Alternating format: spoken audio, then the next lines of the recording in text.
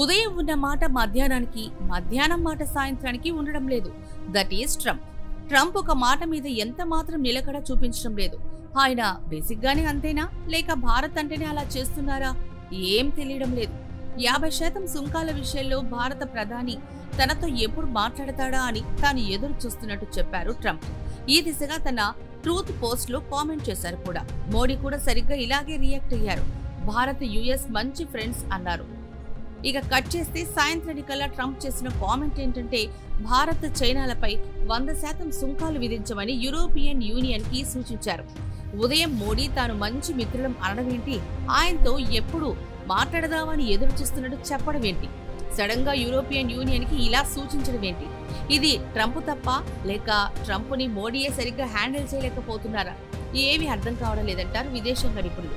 సరే, ఇదంతా ఎందుకని చూస్తే రష్యాని కంట్రోల్ చేయడానికట. ఉక్రెయిన్ లో వీలైనంత త్వరగా శాంతి స్థాపన జరగాలన్నది సగటు యూరోపియన్ దేశాల అభిమతమట.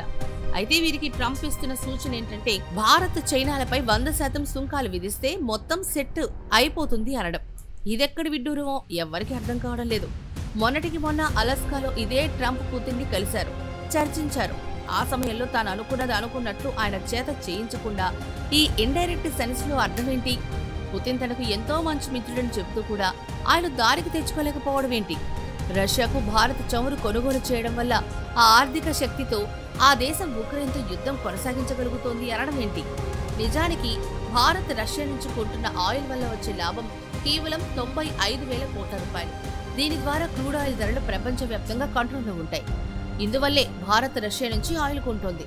మోకాలికి బోడిగుండికి లింకు పెట్టినట్టు ఏంటి ట్రంపరితనం అన్నది ఎవరికి అంతు చిక్కడం లేదు.